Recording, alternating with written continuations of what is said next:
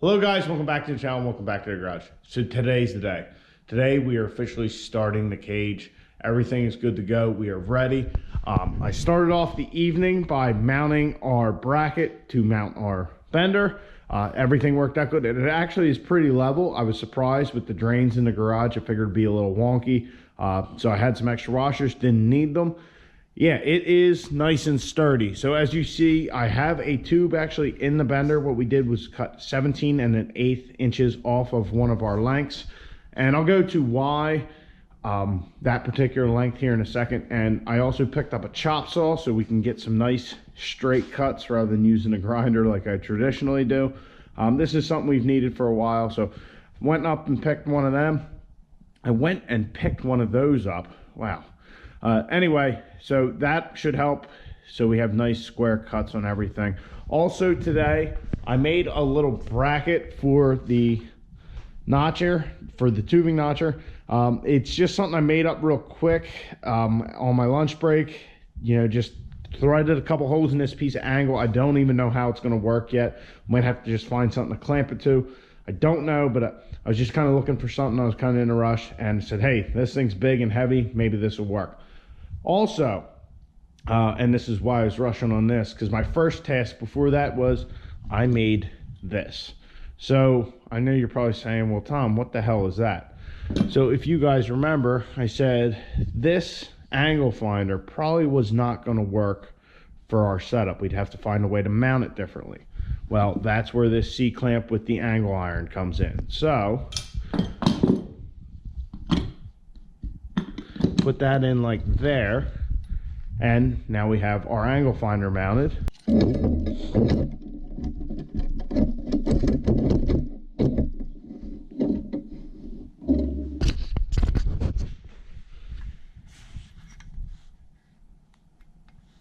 And now we can mount our angle finder to our tube. I can zero it, calibrate. So I can zero it wherever we put it on the tube. So when we're doing multiple bends, like our main hoop will be 4 bends, I can take this thing and every time I set it up for a new bend, I can make sure that it is level, just like the first bend, so we're not getting all these dog legs in it. So that's a little tool I made up with that cheap angle gauge from Harbor Freight. Hopefully it works well. I think it will. Like I said, just something quick and easy that I made up. So it looks like all our tooling's in place. Now it just comes down to trying to do it. So like I said, we cut that particular tube at 17 1/8, and that's because of the dimensions I have on this sheet. So I wanted to do a test piece, a test 90-degree bend, because there's like spring back and stuff you have to look at, all that. Oh, speaking of that, I actually don't have this all together. Completely forgot about the okay, so I completely forgot about this. It's the degree wheel. I forgot about it completely. We definitely need to put this on there, and our little telltale or whatever it's called, so that way we can find our angle. We'll run this thing right to 90. But we need to find out spring back also, just to see how much further past 90 we have to go in order to achieve that 90-degree bend, because the pipe's going to want to pull itself back in.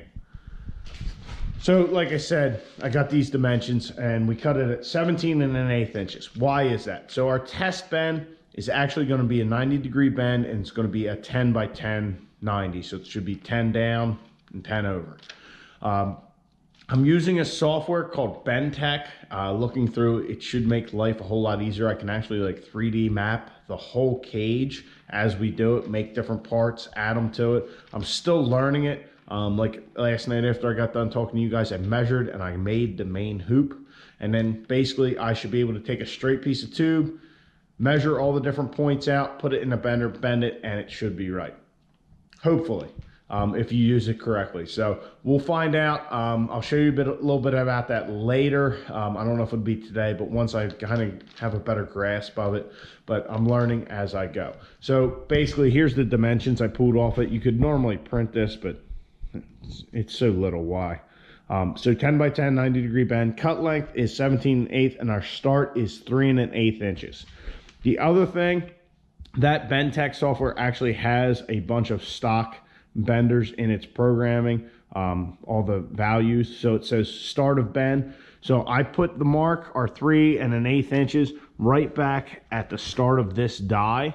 So I think that's pretty much kind of got to be where it is for the start, but we're going to use this to find out and make sure that we know going forward that's the start of our bend.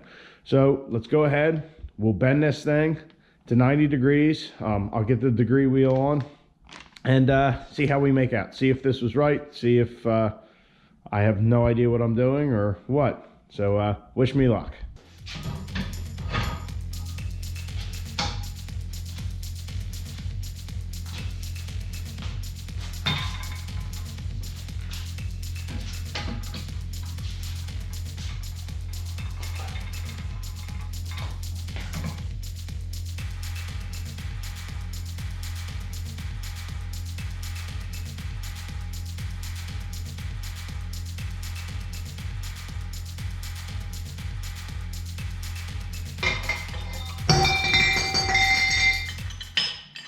So our test piece is done.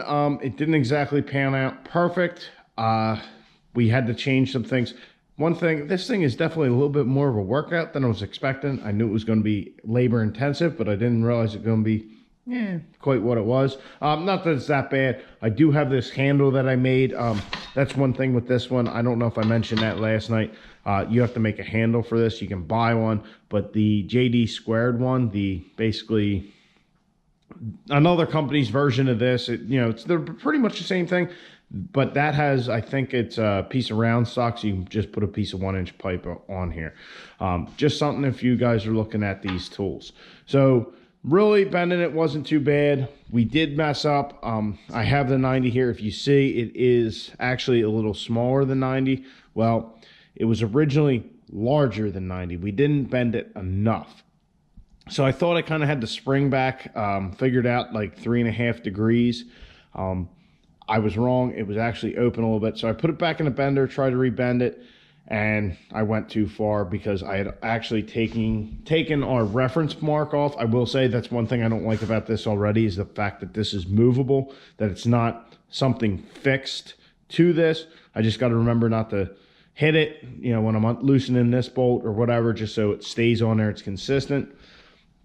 So anyhow, the other problem we had with it, other than that I bent it, at first not far enough and now too far, is if you look at the measurements with the square, this side's about 10.5 and this side's about 9.5, and this is the side we started on. So our starting point was actually a 1/2 inch, well, it was a 1/2 inch too short. We should have had this thing started back here a little further. So I actually went into BendTech software and changed it so that because it has like a starting point and all that, and that's kind of the reason we did this, to see that our starting point was what it should be. And if you look, I mean, where our mark is right, and I don't know that you guys will be able to see it, right where the bend starts. So I'm happy with that as a starting point. So I did that. Also, when I rebent it, this thing was just on the cusp of getting into here in this little no man's land within that die or shoe or backing plate, whatever it is. To me, this should really be one piece so you can do short stuff like this. But once it got in that no man's land, it flattened out the tube on the backside. So our next piece we're going to try with the updated dimension for the start. We're going to actually do an 11 by 11 just so we don't run into this again. But we're going to give it a whirl, cut another piece of tube, bend it, see if we can get this right so we can get to trying to make something for that.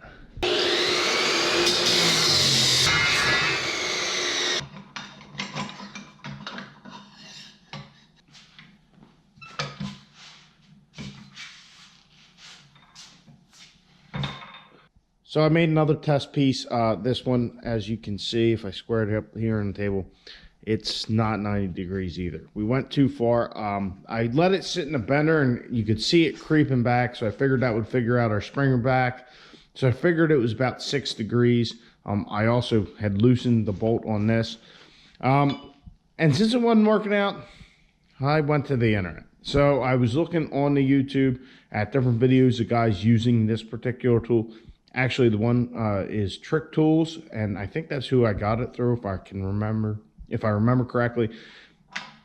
Anyway, they didn't even have a bolt in this, so that's what we're going to do. We're going to try and do it without a bolt in here, see if we can figure it out. I think our lengths are about right, but it's hard to tell with it being closed. It definitely looks close, but with the bend not being perfect, obviously it's not right. So we're gonna give it another shot, see what happens. Got to figure this out before we can make any bends. Otherwise it'll just probably be completely haggard. So I'm gonna do some more bending. I'll let you know how I make out. We finally got it. So we're at 11. We're at 11.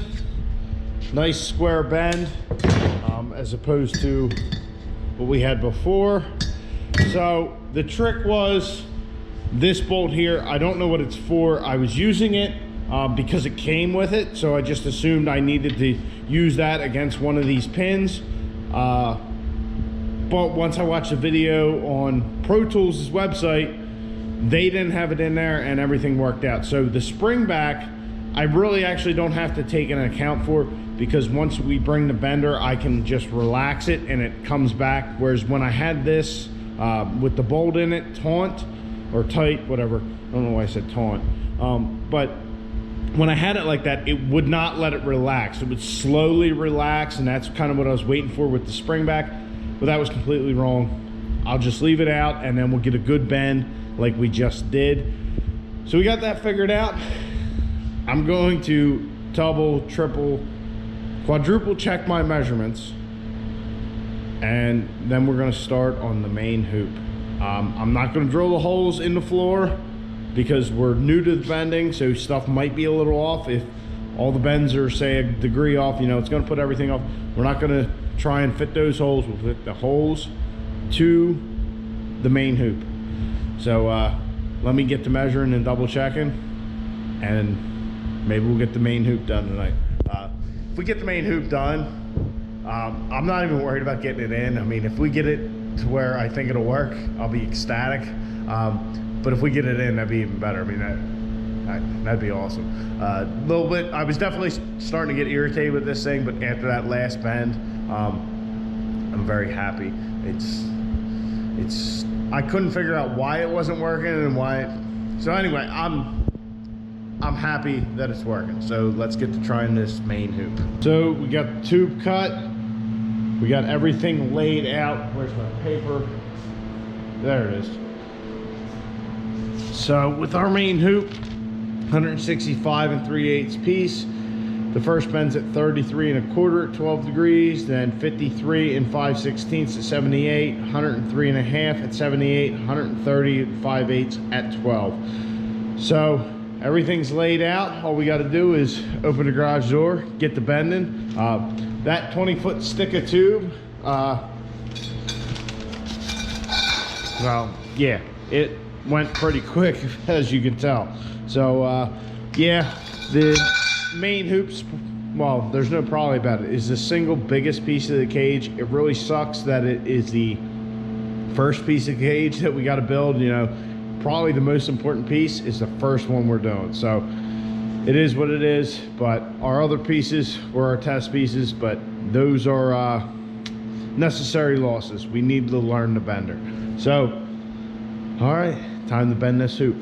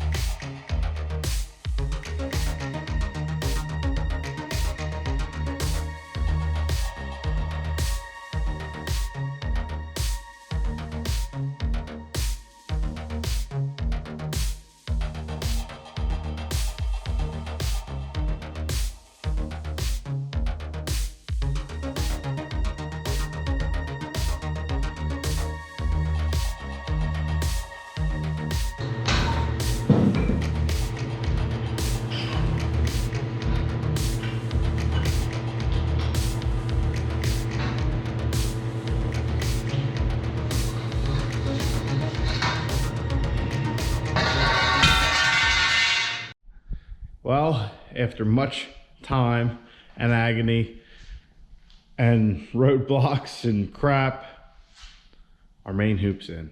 Our main hoop is done. So if we look at it, it's not too bad for the first time I've done this. I will be the first to tell you it is certainly not perfect, but it will work. Yeah, I think I might have a little less bend over here than I have here, but for the most part, it's not bad. I mean, this is pretty straight, and that's pretty level. And then come back over here, this is pretty straight as well. So I'm not complaining. Yeah, I'm happy with it. I mean, considering it's the first time I've done this and used this, like really used it, this will work. This will certainly suit our needs. I mean, if you just look at the line to the garage door, it's pretty even. So yeah, not too shabby. I will also say that it is kicked a little bit. I don't know if you guys can see that gap down there, but there's no gap over here. So I screwed up in multiple ways. First thing is the mounting of the bender. A little smudge on the GoPro. So first thing was the mounting of the bender. I put the bender in this particular place because I wanted it as close to the center of the garage as I could get, or at least the center of the open area, but still be able to put tube outside. Well, the tube was definitely kicking over way too far for that. So I moved it over to just these two bolt holes right here. And that still wasn't enough. It's still hitting the side of the garage door. So I should have put this thing over like another 6 to 8 inches completely. So what I ended up doing was just running one bolt, and then I put a bolt in this corner, so that way it would just hold the base of it, which provided other issues when I'd go to uncock the bender, which was, you know, just a pain. And then I'd get to certain points on the bender where I just couldn't get the thing to the next tooth, and I had to really just kind of force it over. I'm not sure why that was happening, especially why now when it wasn't before, whether it was just the weight of, not that the main hoop weighs very much, but just the leverage of all the weight, you know, cocking this thing around. I don't know. But yeah, it was a whole thing. So anyway, another problem that I had was our little angle gauge that we made. Yeah, I forgot to put that on the first bend. So I forgot to put the angle finder on there. So I had to just eye it up, and then I just put it on where I had, you know, the next bend was. Well, I should have had that thing on the back side, because that piece of tube is true the entire time. If I had it back there, I would have had an accurate reference. Over here, once you get to this 90 that we had over here, it's moving a different direction. So the angle finder really wasn't reading what we were seeing. So that was another thing. So I really just kind of ended up eyeing most of it up. Honestly, I'm surprised it turned out as decent as it did. Like I said, it's not perfect. Looking at it, I just think this side has a little more bend to it. Maybe I'm just thinking too much that, or the bend might be a little lower. Maybe that's it. But anyway, it'll work. It's not perfect, but it'll work. I mean, it's not too bad. Yeah, that's what it is. This bend is in the center of these two, and this bend's down here. So the one bend's a little off, but other than that, the thing doesn't look bad. So anyway, guys, definitely took a lot of time, especially trying to eye it up and all that. You know, you do the whole raise it up, lower it down, raise it up, lower it down, level this, level. And that's the other thing with this thing. Trying to level this thing up, once you get some weight on there, everything's kind of moving around.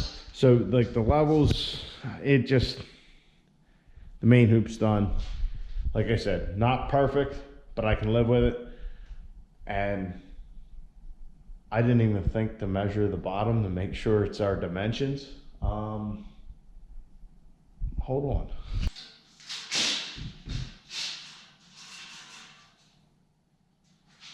So I just measured the bottom of it, the footprint of it, and it is a little bigger than I had originally planned. But at the last minute, when I was making my calculations, or measuring everything out. I did add an inch on either side in case, so I think we're good. I don't know. Like I said, first time I've done this, so it's a learning experience. A frustrating one at that. I definitely should have had Bob come over and give me a hand, that's for sure. Just when you get a couple bends in there, it's just a lot to try and, you know, handle everything. So anyway, guys, I hope you enjoyed. The cage is on its way. Our main hoop is done. It should fit, but we're not going to find that out until the next video. So I hope you guys enjoyed. Please like the video, subscribe to the channel. Get out in your garage, start building your roll cage.